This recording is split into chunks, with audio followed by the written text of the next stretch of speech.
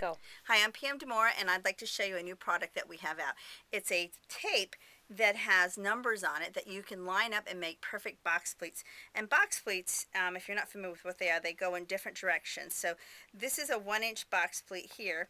I've got a 2-inch box pleat here that I folded back over and did a faux smocking. And then on the edges here, I have a 3-inch box pleat. So I'd like to show you how to make those. So meet me at the machine here. I'm going to start out. I've got the tape on my fabric already. This is just a strip of bias I'm just doing as a demo. And the number 1s and number 2s here are done in orange. And you can also do 4-inch box pleats, which I didn't show you, but we can do the 3s and the 4s are done in navy blue. So I'm going to take a number 1 and fold it up to the number 1 right above it. So, and then take the next number 1 and fold that down to number 1. Now when the 2s and the 1s come together on the same line, you just ignore the 2. So number 1 up to the number 1, and number 1 down to the number 1, and number 1 up to the number 1, and number 1 down to the number 1. Now how easy is that? So let's take a peek at that and see how it looks. I'll show you from the back side. And there you are, just perfect box pleats on both sides. Then I take the tape off and I reuse it. So as long as it's still sticky, you can use it over and over again. So let's do some 2-inch pleats. So I take number 2 up to this number 2. Number 2 down to the number 2. Make sure it's even with my stiletto. Number 2 up to the number 2.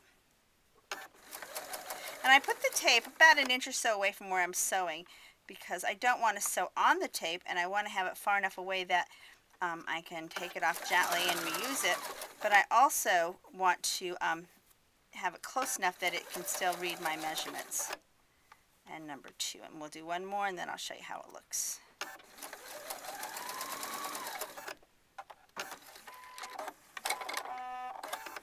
So there are my 2-inch box pleats.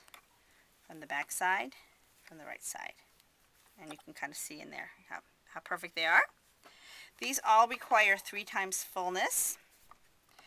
We do have a tool on our available called the Continuous Bias Guide, which is perfect for calculating how much fabric you would need for this. Now let's go to the number 3s.